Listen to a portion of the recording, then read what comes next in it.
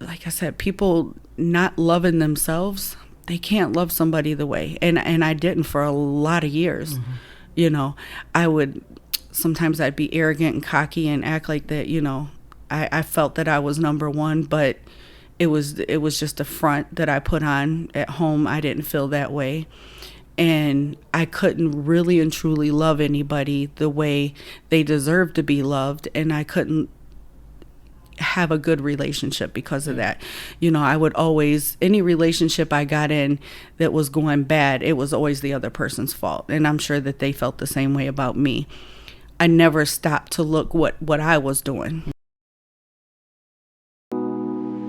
It's a dirty truth with Deante Young. Hit a main course, get an entree done. Pull up on the gang, all the fly day once. Tune in, come and see what Deante done. It's a dirty truth with Deante Young. Hit a main course, get an entree done. Pull up on the gang, all the fly day once. Tune in, come and see what Deante done.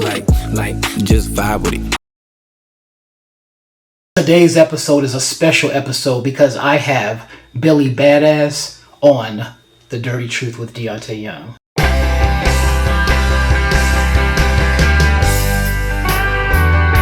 So here we are, The Dirty Truth with Deante Young. You guys have been familiarized with Billie Badass in the past, and you probably don't know that she is the co-host of The Dirty Truth with Deante Young.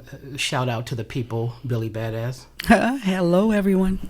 Yeah, in case you guys didn't realize, we have officially gotten married, as you can see. This is, the evidence. But anyways, so this episode is really going to be kind of a special episode. What we're going to be talking about is why relationships crash and burn. And it's not that we're saying that we're experts or anything, but we're kind of experts in this. And I'm just joking. But yeah, so we just want to really kind of cover ground about, based on the experiences that we've had seeing other people, whether it's grandparents, parents, best friends, aunties and uncles when we were kids, or people nowadays. We're just trying to really extrapolate what lessons we can learn as to why relationships crash and burn, particularly committed relationships, but it can also be parent to child relationships and friend to friend relationships. And I think that we have something to offer. What do you think? And most definitely. Okay. Now, as far as the things that you've witnessed and experienced in your life with relationships, whether it was parents or grandparents or friends or whoever, what have you seen about relationships that you're looking back on it now and saying, yeah, that's probably why that went downhill? I think the most important thing is honesty, communication, and respect. Yeah. And I think the respect sums a lot up, because if you don't respect that person, you tend to cheat. You don't speak to them in good ways. Yeah. And I think all of us can relate to that, not just from what we've seen in the past or even our current relationship. It's things that we've done in the past ourselves. Mm-hmm. I know myself, I didn't respect some of my partners. I wasn't honest with them. So yeah, I mean, the biggest part I think is going to be the communication and the respect. Yeah. And, for me, I kind of look at it as a long-term thing, because going all the way back to my childhood, when I think about the relationships that I saw, my grandmother and my grandfather, they were so loving for the first probably like 8 or 9 years of my existence, right? And then when I got to be 10, almost 11 years old, they had this massive fight over something as simple as trying to figure out when my mother's birthday was, because they couldn't agree on which day it was. And then it turned into something even bigger and even bigger. And that lasted all the way until my grandmother died, which was 10 years later. And they lived together for the next 7 years, and then she moved away for the last 3 years of her life. But it lasted all of those years. And when I think back on it, I'm like, man, the only time they would communicate after that was when they'd be arguing, and my grandfather would always be the initiator. But so much of that was because of the fact that my grandmother would always say that he was out ho-hopping and, going from one woman to the next and all of that kind of stuff. And he absolutely was. His own kids saw him in the streets. So as a young child of 11, 12, 13 years old, I'm seeing this. I can't really understand it at the time because I don't have any relationships of my own in terms of being a partner. But when I saw that, I said, man, they just don't sit each other down and say, look, here's where my shortfalls are. This is where my shortcomings are. And then the other person saying, well, you know what, maybe I reacted too harshly, but they really had no interest in coming together for a common purpose, even though they had so many children. And I'm sure you probably saw something along those lines when you were a kid too. Oh, definitely, with, even my parents and their divorce and stuff. And like I said, a lot of it is not respecting that person and the communication. And once you lose that respect for that person or never even have it, you do things. You cheat, you lie, you steal from them, you're just out here doing whatever you want to do, and because you don't respect that person. And I think that that's probably the biggest thing that a relationship needs in order to function and to keep growing is respect, because you're never going to treat that person the way they deserve to be treated if you don't respect them. Yeah. And you see it a lot, especially in the younger generation. Mm-hmm. The older generation wasn't quite as bad because even if they didn't fully respect that person, they hid it a lot. Whereas now everybody's on this, everybody has to know everything, and social media and all that stuff. So the respect is even worse than it was back in the day. Yeah, and it's interesting because it also trickles down to, like I said, parent and child relationships too. Yeah. I've seen a lot of that kind of thing where the parent, my mom actually had a friend where she would actually let men have sex with her daughter. Wow. And her daughter was 5 years old, 6 years old, and it was because she wanted drugs. Now, how can that child ever grow up to respect her mother? Like you said, respect, even in those relationships, are important. And I hate when parents pull rank, but this parent was just like, I can't even say that she was a parent, because she would have men over and she wanted to impress them, so she would let her daughter be a victim of that. Yeah, that's sickening on both. Yeah. That falls under the category of that's not even like respect. That's just disgusting. Yeah. And then you have full grown men. It's bad enough when you have a mother who's doing it, but you also have these men who's thinking that that's okay, and it's not. I think that just goes even past respect. That's just it's like you look at it and you don't know if it's a mental illness or if it's because of the drugs. But I just feel like everybody blames it on the drugs, and I don't feel that it would necessarily just be the drugs, because there had to be something going on for you as a mother or a father, either one, who would think that that was okay. Yeah. Even if your child was 20, mm-hmm. I could never see me as a mother saying, hey, daughter, do this, or, or something like that for any reason, mm-hmm. let alone to satisfy my own needs. But yeah, that's just beyond disgusting. I don't even have an answer for that one. Yeah. Right. So before we go into our own personal relationships that we've had with other people prior to us meeting in the decades before we actually met, what was the relationship like between you and your mom, you and your dad, or whoever, based, from your standpoint, coming from you to them, and also from them to you? How did you treat them? How did they treat you? Well, definitely as a teenager, I treated my mom like crap. Mm-hmm. There was a lot of things that happened between me and her that put a damper on our relationship, but I would say we probably never really had the best relationship. I lived with my grandmother. Mm-hmm. I don't know. I just always felt like the outcast.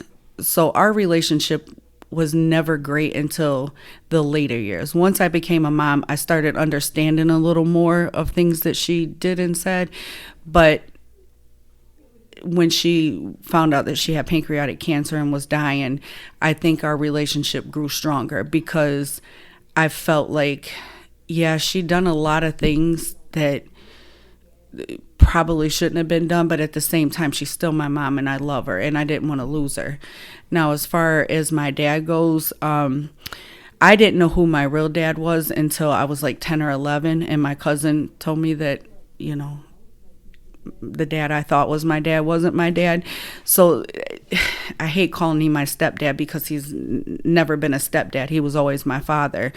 The relationship between me and him was great.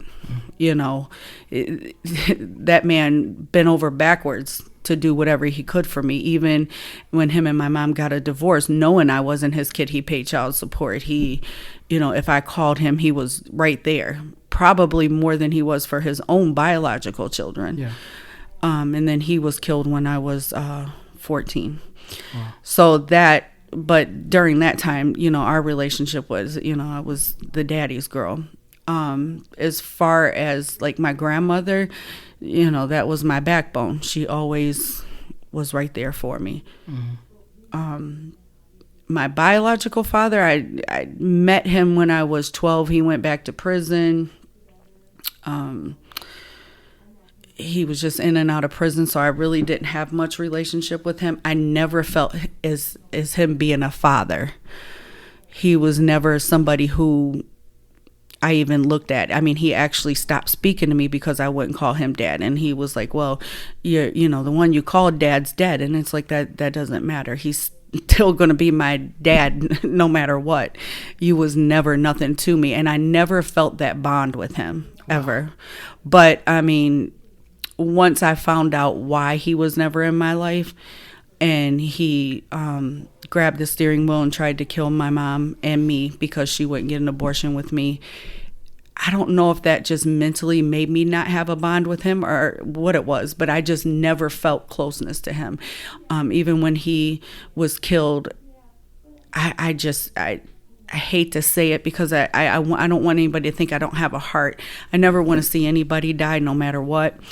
But I just didn't have any feelings towards it. I didn't cry. It was just like hearing somebody on the news. Yeah, I hate to hear that person passed, but at the same time, my day wasn't devastated, and it's bad to feel that way. I never want to feel that way. And, I've prayed to God that, I don't ever want to feel that way about somebody, but as my grandmother used to say, she was like, that's the devil. He's living here on earth. And she would say that all the time about him.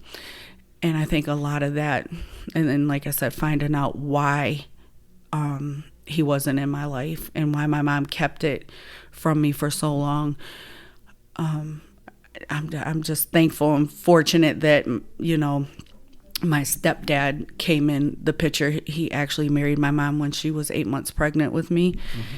And knowing that I wasn't his child and stuff, like I said, I was named after him. I, carried his name forever until, recently when we got married. And he was a great person. So the love I had for him was like what you would have for your biological father. Okay, so the relationships that you've had with your mom and dad, would you say that they reacted to you the same way you reacted to them in terms of the respect and the consideration? Because I know you had a lot of consideration for your dad. You said that it was really rough with your mom going through teenage years. Yeah, neither one of us respected each other. I'm never going to sit and say, oh, well, I was the victim in it. Some of the things that happened shouldn't have happened to somebody as a teenager, but I definitely did not have the respect for her. I was very disrespectful. I talked to my mom any kind of way. I treated her any kind of way, Yeah. So to me, I think that the three main things that any relationship should have, if you want to prevent it from crashing and burning, in my experience, this is what I've learned. There's three major things: communication, respect, and self-awareness. Yeah, that's a good one too. Yeah. Self-awareness. Yeah, those are the three things that you have to have. I know for me, I did not know my father to this day. I still do not know my father. I know of him. He actually doesn't care a thing about me because he knows of my existence, and He has not tried to reach out, but that's a whole other story. Now, as far as my mom, my grandmother, they were my North Stars. They were the people that whatever's good in me is because of those two people. And when it came to communication, I felt like I had excellent communication with my mom and my grandmother going back to the very early years of my childhood. I feel like that the things that they did for me meant that they absolutely respected me. They respected what they saw me becoming, whether it was someone that cared about being creative or someone that cared about just acting out scenarios, because I just had this unquenchable thirst for just being curious about everything and being creative. So I really, looking back on that, they definitely respected me. I felt like my grandfather and my stepfather had less respect for me. I'm not going to say they were monsters, but they had less respect for me. The communication was always better with the women, and I think that's why I have like kind of a, whatever you can say about me, I do have a sensitive, soft side, and I think it came from all of that. And there's nothing wrong with that. People say there is, but there's nothing wrong with it. You know, it's good to see a man have a sensitive side. Yeah. I think a lot of men have it in private, and they don't want to show it because they're afraid of what everybody else is going to say. Yeah. And I think that's a bad thing. I don't think it's a good thing. It's good to see the sensitive side of everybody. You know, right. It helps you understand that person and grow closer with that person when you see that other side, you know, per se, because, you know, not many men show it. Okay, so we talked a lot about the childhood relationships that we've had with parents and things like that. When it came to relationships, what was your first relationship as boyfriend and girlfriend in your life? It was somebody that I started dating because I felt comfortable and protected by him. It was a horrible relationship. I mean, I was young. He was young. It was, you know, we did stupid things, but he was not a good person. You know, he was out there just doing anything and everything. Well, how old were you when 15. Oh yeah, you're pretty much gonna get that. Yeah, at 15. Well, I mean, it's hard to say. I always felt good because no matter what he did, he didn't allow other women to disrespect me. You know, even if he did something with them, I had a few that would come and say, oh, I did something with him, and like he was ready to fight them, even as women. I felt like he just protected me. Did I respect him at first? Afterwards, it was like I got sick of it, you know, especially I would, if I had to guess, I would say at least 20 times I found out that he'd done something in a 2-year span. And, you know, it was hard. And he was very physically and verbally abusive. But like I said, it was like he felt like he could do everything, but nobody else could do it to me. He was my protector. So nobody else could cuss at me. Nobody else could put their hands on me. Nobody else could do anything, but he was allowed. So it was like he was, but we were young. Yeah, hypocrisy. Now, of course, my first relationship happened like right on the cusp of me turning 20. And there was no way that I was going to be a good boyfriend because I was always such a horn dog for so long. I wanted somebody I wish I could have just thrown my virginity around like a paper airplane and just throw it to whoever would catch it. It was crazy. And when I got into the first relationship, I just kept thinking, man, this is going to be, I can have sex anytime I want. But once I got into the relationship after even a few weeks, I realized, man, this requires all kinds of things that I don't really know how to manage these types of things that's going on. We were breaking up for the simplest thing. You didn't call me last night? It's over. That's what she would say to me. And I mean, it was like literally, if I had to count just a guesstimate about how many times we broke up just in that first year, I would say at least 50 times. Yeah, it's because it was your first. Yeah, and I did not understand. And then she was, obviously we were very, very young, teenagers, and I was, like I said, about to be 20. But she was telling me that she had done drugs before. That was devastating to me. That relationship got physical. There was a lot of back and forth, me knocking her out, her knocking me out. It was always that type of thing after just even a few weeks. And it's just like, man, I'm thinking to myself, I don't want to be in this situation. We go back to the 3 things: communication, respect, and self-awareness. My grandparents didn't have it. And I didn't have it with her. She didn't have it with me. We think we have it. When somebody likes you, it doesn't mean they respect you. When somebody likes you, it doesn't mean that they communicate well with you. When someone likes you, it doesn't mean that they are self-aware. And it's hard to be self-aware when you're 20, and for most people when you're 60. So yeah. I can look back on it now and say that's why that relationship crashed and burned. But here's the thing. We were together 4.5 years, my first relationship, but it crashed and burned probably within the first few weeks. So it was just doing a series of crashing and burning over the course of those years. And then we had a child, and then that got worse because of her negligence. And of course, me, I'm out here trying to find as much snapper as I can. I'm just like, listen, who has a vagina that I can borrow for a while? You know, and that was kind of my operating system. And then it just became a self-fulfilling prophecy. It was something that happened time and time and time again over the years, over the decades. And it just was something that I was most familiar with. And it's also common for a lot of people. Yeah, and a lot of it was that you didn't respect her, she didn't respect you, but mainly you guys didn't respect yourselves. Yeah.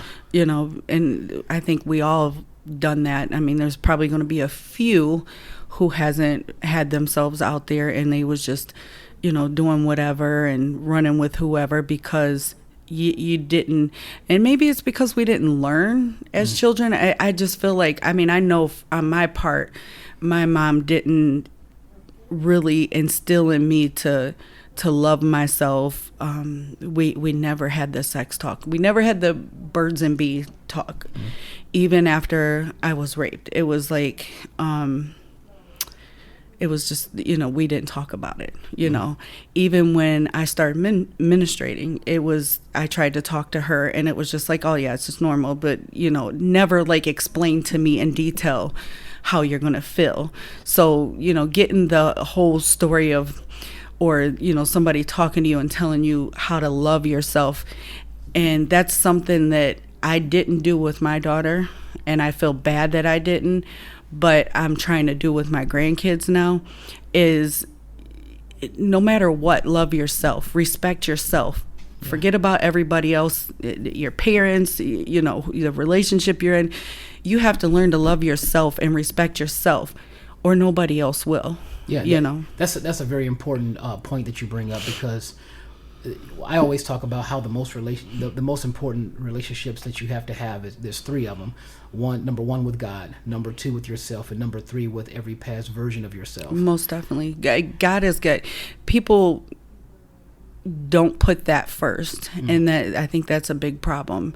You know, you have to have your faith in God, and I think He guides you along. You know, I've always had my faith in God, but over the years, especially like seeing my mom die and seeing the things that happened to her, my grandmother, my aunt, my dad, like seeing all that, I wouldn't say I lost faith in God, but I just kind of questioned a lot. Like I wanted to know, like, how could you do this? How could you take these people? You know, so I questioned a lot. But in the last probably 6-7 years, I've really focused more and more, and the last year really just gave it my all in the faith in God. Like there's a reason, you know, we don't know His reasonings of why these things happen or whatever. It's part of life. I mean, when we're born, we know we're going to die no matter what. We don't know when, you know, but I think that that's a big part of it. And, you know, like I said, people not loving themselves, they can't love somebody the way. And I didn't for a lot of years. You know, sometimes I'd be arrogant and cocky and act like that, you know, I felt that I was number one, but it was just a front that I put on at home. I didn't feel that way. And I couldn't really and truly love anybody the way they deserved to be loved. And I couldn't have a good relationship because of that. You know, I would always, any relationship I got in that was going bad, it was always the other person's fault. And I'm sure that they felt the same way about me. I never stopped to look what I was doing, you know. And the last relationship before you, I took a lot of time. You know, there was like, I kind of jumped in it with you as, you know, we were really good friends and we talked a lot, but then I took a break and I can't remember, you said it was like 6 months. I couldn't remember. But I took it because I felt like I can't keep doing this. I can't keep doing this to other people, and I can't keep doing it to myself. I have to find myself. I have to learn to love myself. I have to question what I'm doing wrong. Because like I said, we always tend to blame everybody else. It's always everybody else's fault. We're the victim in the relationship, and it's not always that case. Yeah. And especially women do that. Women always, well, he did this and he did that. Okay, but what did you do? And I felt like I needed to take that time to see what I was doing wrong, why the relationship failed, the last relationship, or why the ones in the past did. And a lot of it was, I didn't love myself. So I either let them mistreat me and then I would lash out. I would take it for 2 or 3 months and then I would lash out. I was a very angry person. I had to get over that anger. I think that was the stepping stone with us. Yeah. I had to get rid of that anger. And it was so hard because I had so much anger built up over the years, and trying to get rid of that was hard. And that's where God stepped in, and I had to start praying every day. I had to start just saying, listen, I'm giving this to you. You have to guide me on how to get rid of this. I can't do it alone. There was a point after my last relationship where I wanted to commit suicide. I actually sat there for 2 days thinking, trying to talk myself out of it, but at the same time just saying, do it and get it over with. And then I started praying and just praying and praying and praying and praying. Like, I can't do this anymore. I can't go through these relationships anymore. I don't want to be alone, but I do want to be alone. Like all those different mixed feelings. And I just kept praying and praying and praying. And I feel like, it didn't happen as fast as I wanted it to when I was praying. And I think that's where a lot of people fall off, because things don't start changing the way you want it to. Like, it's not an instant feeling. But if you just keep praying and keeping your faith in him, I feel like that he changes it when it's ready. And I feel like the relationship with us, he kept us with other people to learn all these bad mistakes, and then we got together. And not saying that we still don't have our little moments or whatever, but we learned from those mistakes. Yeah. And that, I think everything you said, basically, it encapsulates the whole process of doing the work to get yourself better. Yes. You got to get yourself better for you, and then you'll be better with other people. Because like the book that I wrote, Face It, You're Toxic, it makes the case that we are always our most toxic relationship by far. Most definitely. We're the ones to tell ourselves that, oh, you can't do that, or you're not good enough, or things like that. And it starts in childhood, and then it becomes like this out of control monster, and then we start, putting it on other people. In my relationships, I was always saying, you know what, I'm doing this for me, not against them. If I'm doing something with someone else or whatever, and I felt like, hey, I have the right to do it, because I needed the validation, because I didn't have a good relationship with myself because of insecurities and self-doubt and limiting beliefs and everything that the world puts into us. So because of that, it was next to impossible for me to have the three magic formula, which is the respect and, the self-awareness and, just the communication. So with all of that, and being absent, I mean, it was going to be a shit show, this every single relationship, and that's exactly what it was. It got to a point where I said, I'm not officializing. I guess I just made that. Did I make that word up? Officializing. Okay, I just made up a word, officializing. Webster's dictionary added. But I'm officializing the whole concept of just looking at other people and saying, that's your problem. It's not my problem, because like I said, I didn't have a good relationship with myself, and I was kind of using other people to kind of medicate my needs and my desires. My needs, more than anything, was my need to feel like I was just as good as anyone else, because I always felt the opposite of that. And so that can make a relationship crash and burn, and it made all of my relationships crash and burn. And when I look back on it, I don't have any type of apologies for it, because you should never apologize for any previous version of yourself, because it brings you to who you are now. because I didn't do anything intentional. That's the only time you should really apologize, is if you do something intentional to someone. For me, I was just being self-centered, and by the time I got to you, my whole perspective was already shifting. It had not shifted, but it was shifting. But what I learned with you was, wow, if I'm going to ask someone at that point in time, we're talking 2020, 2021, if I'm going to ask someone to be my girlfriend at that stage in my life, then I'm only going to do it if I feel that I'm definitely going to be committed to them and not just be, as my grandmother say, ho-hopping. Because what's the point in asking you to out if I'm just going to do that? So I wanted to take you off the market, and I knew that I was going to be, because you were everything that I ever would want and many more things that I didn't know I needed. And so, but I think a lot of that was communication too. We communicated, and I think with a lot of people, they have a fear of communicating with somebody new. Mm-hmm. And I think we just started off with, we communicated and told each other like everything. Like I spilled the beans with everything that was going on with me, and you told me a lot about your insecurities, and I think we just communicated, and that's where that stepped in. Because I feel like, I've looked back at past relationships, and you don't want to walk into the relationship and be like, I feel like this about myself and stuff. You feel embarrassed to tell people. Where I think with us, we just, like, from day one, it was just like, we're just sitting here talking about anything and everything. But you're easy to talk to. I'm not as easy to talk to. Yeah, see, that's another. See, looking at everything that we've learned, being easy to talk to is important. And again, these are things that you don't have to get this right now. This is the kind of thing that you just, as long as you're working towards something, you're going to be good to go. When you're working towards something, you'll be good to go. And that's what it was with us. We took 3 steps forward, maybe took 2 steps back, took another 4 steps forward, took 2 steps back, and then we just kept learning and learning. And you never stop. You're always under construction. Remember that.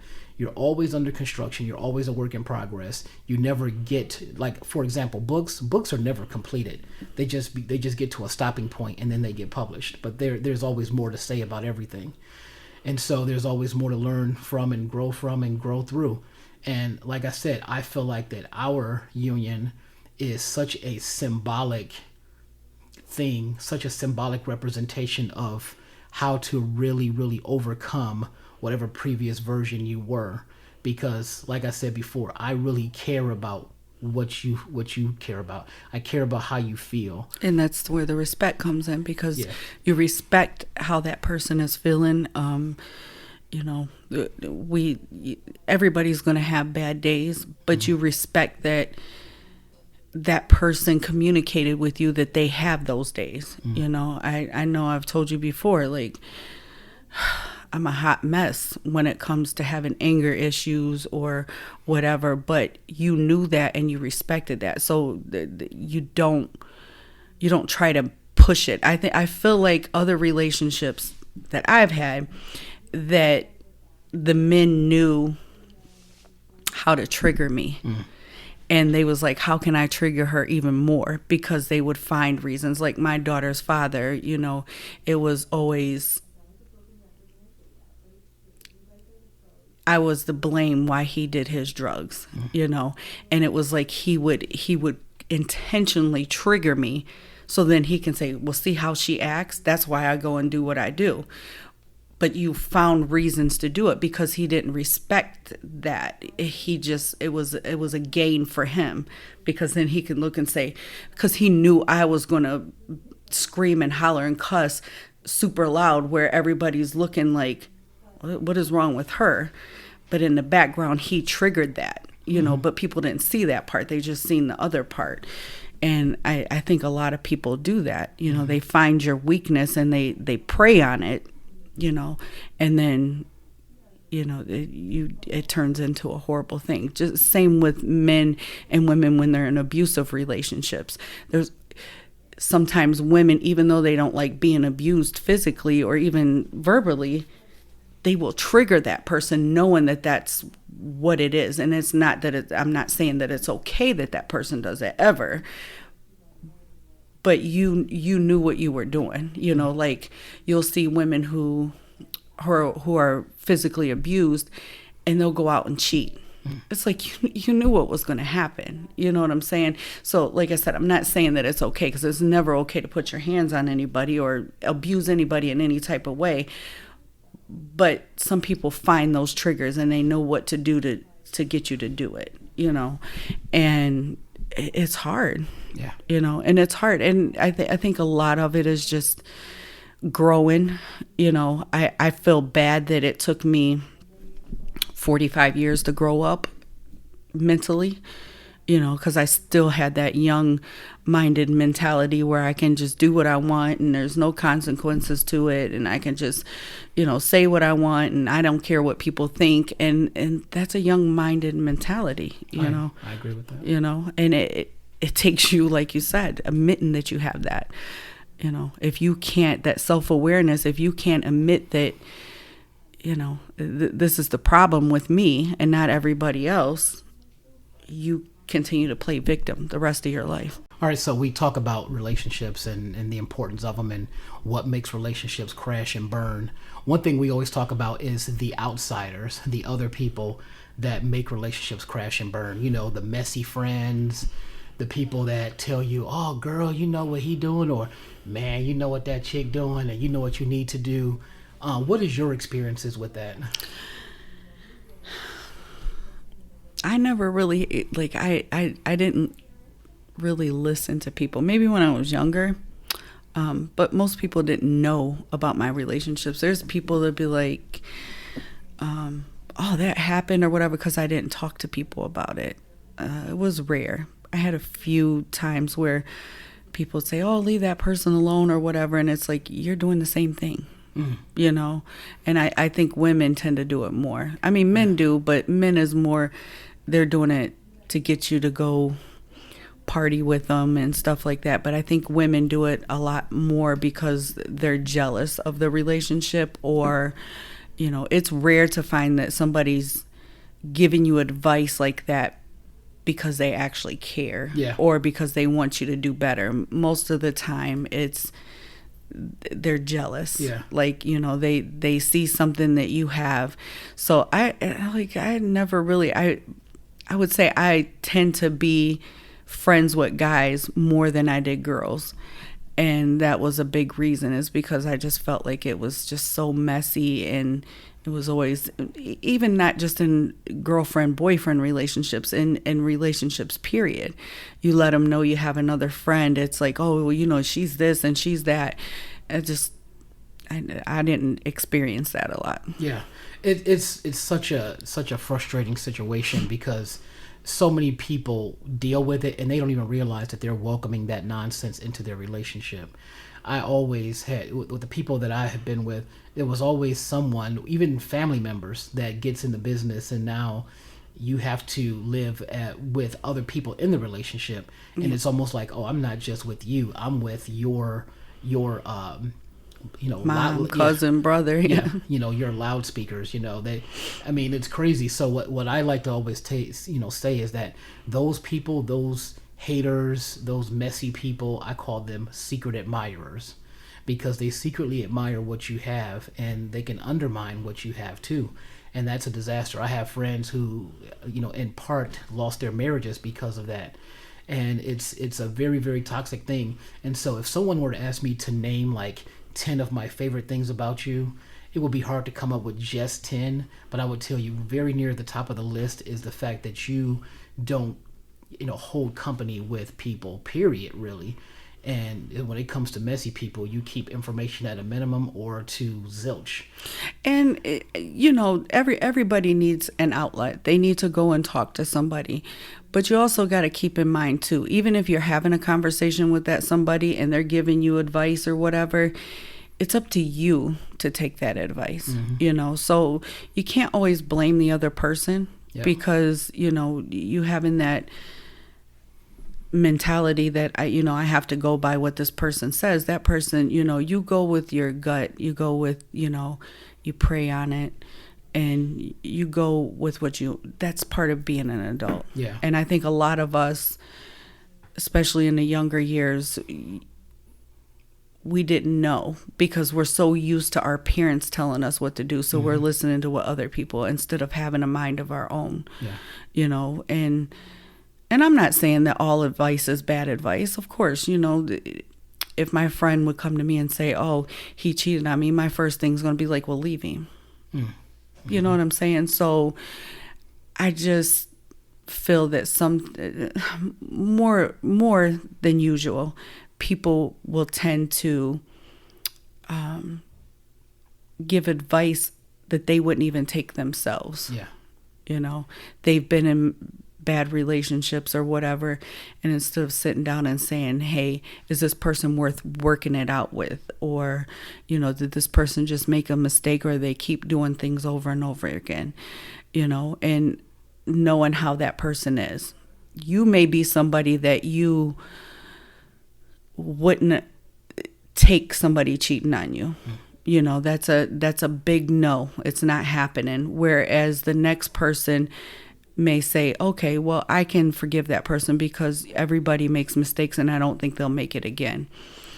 I mean, it's like I said, it's up to you to make that decision. Yeah. It's up to you to say, you can take all the advice in the world. You can sit and listen to that person all day long, but it's up to you to say, I know the person I'm with.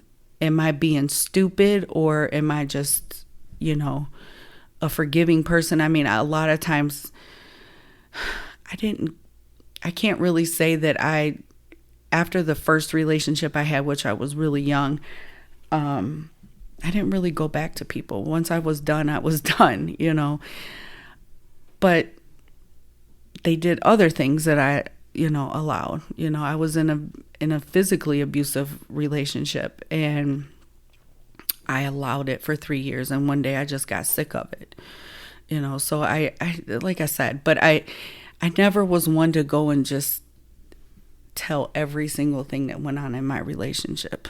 I may talk to somebody about this happened or something like that, but never given all the details, and that's just how it is. Yeah, so like you made a very good point. You said it's one thing for the friend or whoever it is, the hater, to come and tell you things and try to be messy, but it's also your responsibility to, if you're going to receive it or if you're going to throw it away. And that comes with knowing your relationship and just having an open mind for your partner. So that's a good thing. And I do want to tell you that, I had a lot of those people in my life that I had to deal with, but it was usually from the other side. But I will tell you this. When it comes to you and for me to even get to the point of even asking you to be my girlfriend, it was because I've said this 50 million times, world. So I said that you made yourself undeniable. And a big reason why is because the qualities that you showed that you had, that obviously you weren't making up. This is who you are. I can tell that you were a person of God. I knew that you believed in God. I knew that you had a relationship with God. I knew that you were a person of faith. And at the same time, I knew that you were extremely fun when you're only wearing underwear or no underwear, or just socks. That's very important. Let's not act like it's not. It's very important. So that was very, very important. But you also were extremely funny and very open-minded. And even though people would probably disagree with this that knew you for a long time, down to earth, I felt like you were down to earth, at least to me. And it goes back to me saying that, like, our relationship started off in a different way than normal relationships that that I've had in the past. Like, I just felt I could be myself around you. I could be open and honest with you. I could have communication with you. I mean, I could sit down and tell you something that may devastate you, but you're going to stay calm and it's like, we'll talk it out. Whereas anybody else, I feel like you hold it in because you don't know how that person's going to react to it. You don't know how that person's going to be. And I felt like we both just came into the relationship with open minds and like, we're going to be ourselves. Mm-hmm. And not that you just come in and you're completely open to that person, but in time, I feel like And even still, like I do little things recently that you're like, wow, I didn't know you would say this or act like that, or, or something like that. And I'm still opening up to you and not seeing that. And like I said, I changed myself a lot. I mean, a lot. There's people who that would see me from my past that would be like, that's not the same person at all. Not even close to the same person she used to be. And that's with, relationships with guys. That's just friends. That's just even people who I cross paths with that would just be like, oh my God, that's not the same person. And, that whole, you still have tendencies. Yeah, I still get angry. I still have my moments, but it's 90% better than it ever was. Yeah, and it's always very, very important to make sure that you're not looking to change, because change is temporary, but looking to evolve. That's what I always say. I say I won't change for anyone, but I will evolve for everybody. Yeah. And that's a good thing. Change is temporary. You can change out of a costume, but you can't once you get to be 10 years old, you can't be the height you were when you were 5 years old. That's evolving, right? So I just want to continue to salute you, because like I said, you made me look at life in a way that I could never have, because I was so jaded about past relationships, whether it was the other person, me, or a combination of us together. I'm like, man, I'm just about to have one night stands for the next 20 years, like I always say. But with you, I was just like, wow, you had everything. Now, of course, none of us come fully formed right out the box. Of course, that goes for me, that goes for anyone. Remember, we're always under construction. Always, always, always, always. And the good news is that being under construction means that there is activity going on. That means that you're growing. You're not just staying stagnant. And the things that we've done, even just in the past, I would say, year and a half, has been extraordinary. The trips we've taken, the vacations we've taken, the humor, the funniness. I mean, we have a day where we really do seem like we're hanging out as best friends. Like you said, that was one of the best things you ever called me, was your best friend. So I appreciate all that. We got married March 25th. The big one is going to be March 25th of next year. And when it comes to me, from my standpoint, the marriage and me proposing to you back in June of 24, all of that encapsulates that, wow, I respect you. I communicate with you. I always want to communicate with you. And I have self-awareness when things are a certain way. None of those things are perfect, but they are at a very high level, and that goes for you to me. And I wish everyone would take all of this for their own benefit in their own relationship, to be able to grow your own relationship, because every day, we don't even realize it, but we're looking to grow, because, it's always wonderful to care about yourself, but really care about this other person that feeds your soul. And it's just know that whatever that is in that person, it's godly. It's God in them. So just keep that in mind, and then you'll realize that, man, I'm possibly able to have a relationship that does not crash and burn, And enjoy life. Life's short. Enjoy it. Let your hair down. Be yourself and be happy, because, we see so many. I know I've seen 3 people just this week that I either went to school with or, knew in my past that passed away. And it's like, why be miserable? If that person's not the person for you, get out of that relationship. Be single or go find another one. But if you find somebody that you want to commit to and you want to be happy with and stuff, enjoy life. Get out there and go on vacations and do things. That's what, one of the things I feel like that I helped you with was the vacation thing. I just feel like that you wouldn't have went on vacations like we go on, with anybody else, because it just seemed like you was just like, I don't want to go for whatever reason, because that person's going to annoy me, or that person, and I just feel like, just go, enjoy life. If that person's not making you happy, move on. Yes. Yeah, that is really a mic drop. I can't tell you that you have changed my life for the better. You as well. I adore you. I love you. I wear this with the badge of honor because I honor you. I love our communication, our self-awareness, our respect. I love it when you are when you lay with me with clothes on or without clothes on. I love how you make me laugh on a very, very often basis. People say daily basis, but if I said daily basis, it sounds like it's just one time a day, but it's not. No, we laugh all the time. Yeah, I mean, and most of that time is, laughing at me, but whatever. But I actually I got to tell this quick story before we go. So I had gotten these gloves. They were really sparkly gloves, and they come all the way up your arm, like prom gloves for women. And I got red ones and I got black ones, and they look awesome, right? So I had tried on the black glove and the red glove, and then I said, hey, which one do you like? Do you like this one or do you like this one? And then she looked at me, and then she started taking them off and saying like that. So those are the things you always have to never take life seriously. I do want to let you guys know that it does get better as long as you want it to. And I also want to always encourage you guys to embrace your dirty truth. This is us embracing our dirty truth. Yeah. So, like I always say, embrace your dirty truth. What do you have to say about what? About the dirty truth or about anything? Just embrace it, get it out there. Of course, if you don't speak the dirty truth, you're never going to be able to fix it. You taught me that, even with writing a book and doing my own podcast and stuff short stories, whatever I've done is because of you. I would have never done it before because I never wanted to talk about it, but embrace that dirty truth. See, you just heard directly from Mrs. Young. I made her Mrs. Young, by the way. She made me better, and all I did was make her Mrs. Young. So. Whatever, you made me better. Aww. You're silly. I love you. I love you too. Aww.